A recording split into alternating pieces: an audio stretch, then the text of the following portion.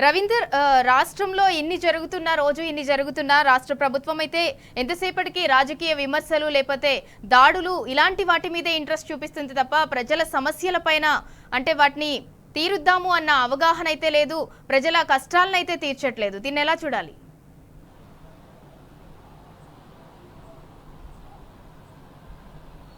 ఓవరాల్గా ప్రభుత్వానికి ఒక శుద్ధ అంటూ లేదు, ప్రజల పైన ఆరోగ్యం పైన శ్రద్ధ లేదు, ప్రజలంటే లెక్క లేదు. ఇవాళ ఎంతసేపు తగులు పెట్టి ప్రజల పాలనలో గాలికి వదిలేసిన అట్టుగా ఇవాళ ప్రభుత్వం వ్యవహరిస్తున్న తీరు స్పష్టంగా కనబడుతుంది. ఉమ్మడి నిజామాబాద్ జిల్లాలో బోధన్కి సంబంధించిన జిల్లా ఆసుపత్రి, ఆ జిల్లా ఆసుపత్రిలో ఇప్పటి వరకు మౌలిక సదుపాయాలు పూర్తిగా కరువయ్యాయి. జిల్లాకే పేరుకే జిల్లా ఆసుపత్రి, అక్కడ కనీస మౌలిక సదుపాయాలు ఉండవు, వైద్యులు ఉండవు. దాదాపుగా ఒక్క డాక్టరు 24 గంటల డ్యూటీ చేయాల్సిన దుస్థితి, ఆ పరిస్థితి ఉంటుంది. ఇద్దరు స్టాఫ్ నర్స్తో దాదాపు 200 మందికి వైద్యం అందిస్తున్నారంటే ఎంత పేద ప్రజల ప్రాణాల పట్ల ఈ ప్రభుత్వానికి ఎంత శుద్ధ ఉందో మనం అర్థం చేసుకోవచ్చు. సుదూర ప్రాంతాల నుంచి ఒక బాధ్యత భరోసాతో వచ్చే రోగులకు గంటల తరబడి వెయిట్ చేయాల్సిన పరిస్థితి ఉంటుంది. ముఖ్యంగా ఎవరైతే ఇక్కడికి సుదూర ప్రాంతాల నుంచి వస్తారో వారు మిగతా చోట్లకు వెళ్లకుండా జిల్లా ఆసుపత్రికి వెళ్తే బాగుంటుందనే ఒక భరోసా కల్పించింది ఆనాటి ప్రభుత్వం. కానీ ఇప్పుడు పూర్తి స్థాయిలో బోధనకు సంబంధించిన ప్రభుత్వ ఆసుపత్రి పూర్తిగా నిర్వీర్యమైంది, అది పనిచేయకుండా లేకుండా పోయింది. ఈ నేపథ్యంలో ఇక ప్రైవేట్ ఆసుపత్రుల దగ్గరికి వెళ్లేసి రోగులు ట్రీట్మెంట్ చేయాల్సుకోవాల్సిన పరిస్థితి కూడా ఉంటుంది. ఇక కుక్కకాటులు అయితే చెప్పనక్కర్లేదు, ప్రతినిత్యం ఎక్కడో ఒక్కొక్క చోట కుక్కకాటు బాధితులు పెరిగిపోతుంటున్నారు.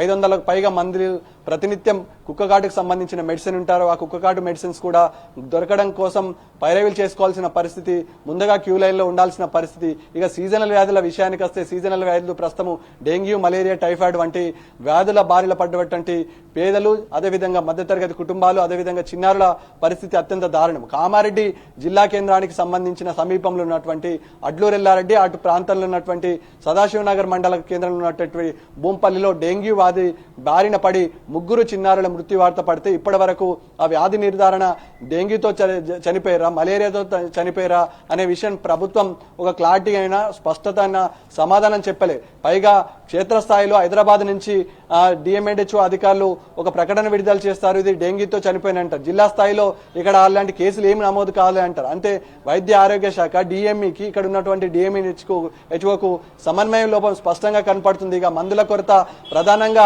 ఏ ఆసుపత్రిని చూసినా మందుల కొరత విపరీతంగా ఉంటుంది. 4-5 టాబ్లెట్లు రాస్తే ఒకటి మాత్రమే ప్రభుత్వ ఆసుపత్రి నుంచి వచ్చే ఉచిత మందు అయి ఉంటుంది.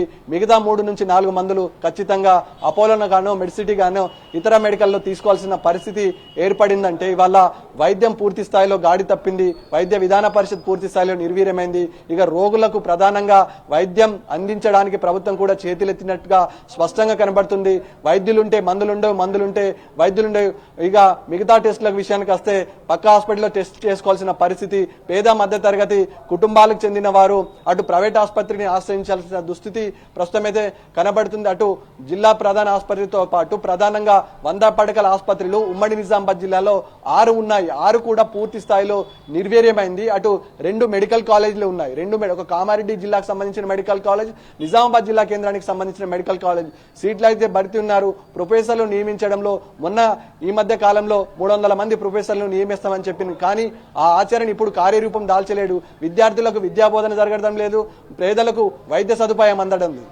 ఓవరాల్ గా పరిస్థితి అత్యంత దారుణమైన సిచ్యువేషన్ కి వల్ల పేద మధ్య తరగతి ప్రజలు చూస్తున్న సందర్భం స్పష్టంగా కనబడుతుంది. ఇటు మెడిసిన్స్ కొరత విపరీతంగా ఉండడం వల్ల ప్రైవేట్ ఆసుపత్రిని వెళ్లి ట్రీట్మెంట్ చేసుకోవాల్సిన దుస్థితి ఉంటుంది. ఇక గతంలో గవర్నమెంట్ ఆసుపత్రులు అంటే ఒక భరోసా ఉంటుండే. సాధారణ రోగులు పెద్ద మొత్తంలో గవర్నమెంట్ హాస్పిటల్లో గణనీయమైన ఓపీ పెరుగుతుంది. ఒక్కొక్క రోజు 4,000 నుంచి 3,000 వరకు ఓపీ పెరిగిన సందర్భం ఉమ్మడి జిల్లా కేంద్రంలో ఉన్నటువంటి నిజామాబాద్ హాస్పిటల్ కు దక్కుతుంది. 1200-1300 ఓపీ ప్రతినిత్యం ఉంటుండే. ఇప్పుడు ఓపీ శాతం సీజనల్ వ్యాధులు ఉన్నాయి కాబట్టి పెరిగినాయి.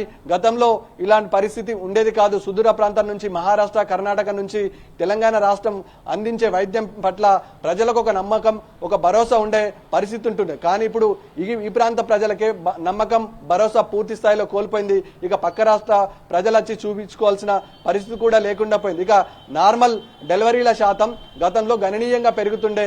ఇప్పుడు సిజరీలు చేయాల్సిన పరిస్థితి ఏర్పడింది. అంటే తల్లి బిడ్డకు పోషకాహార లోపం.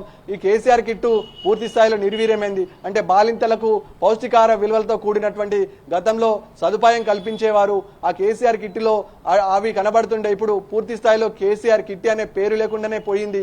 గవర్నమెంట్ హాస్పిటల్లో డెలివరీ అయితే ఉచితంగా కేసీఆర్ కిట్ అందించేవారు. బిడ్డ సంరక్షణ కోసం, తల్లి సంరక్షణ కోసం గత ప్రభుత్వం అనేక చర్యలు చేపట్టింది. ఇప్పుడు సిజేరియన్ల శాతం పెరిగింది. నార్మల్ డెలివరీలు దాదాపుగా తగ్గిపోయాయని చెప్పొచ్చు. ఇక శిశు మరణాల రేటు కూడా ఇప్పుడు ప్రస్తుతం అయితే బాన్స్వాడలో శిశు మరణాల శాతం గణనీయంగా పెరిగిందని చెప్పవచ్చు. అక్కడ శిశు మరణాల శాతం అప్పుడు గణనీయంగా తగ్గింది. ఇప్పుడు పెరగడంలో ఆంతర్యం ఏంటంటే ప్రశ్న కూడా సమాధానం లేదు. గదే ఆఫీసర్ ఉన్నారు, గదే సూపరింటెండెంట్ ఉన్నారు, గదే ఎమ్మెల్యే ఉన్నాడు. కానీ ఇప్పుడు పరిస్థితి చేదారిపోయింది. వైద్య ఆరోగ్య శాఖ పట్ల పూర్తి నిర్వీర్యం, నిర్లిప్తత కనబడుతుంది. వైద్యులున్న వైద్య సదుపాయం అందించలేని దుస్థితి కూడా ఏర్పడుతుంది. ఇటు వైద్యం ఏ విధంగా అందుతుందని ప్రభుత్వ పెద్దల నుంచి ఏ వాకబ్ లేదు, వీడియో కాన్ఫరెన్స్ లేదు. టోటల్ గా ఇటు వైద్య ఆరోగ్య శాఖకు సంబంధించిన అధికారులు పర్యవేక్షణ పూర్తి స్థాయిలో కనుమరుగైంది.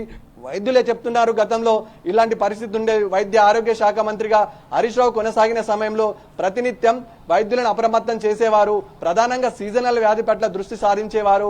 వానాకాలం వచ్చిందంటే సీజనల్ వ్యాధులు, చలికాలం వచ్చిందంటే సీజనల్ వ్యాధుల వల్ల ప్రబల్లే అనార్థాలు తంచన్గా అందుకు సంబంధించిన మెడిసిన్స్ మెడికల్ స్టోర్లలో ఉండేది. కానీ ఇప్పుడు ఆ పరిస్థితి పూర్తిగా నిర్వీర్యమైంది.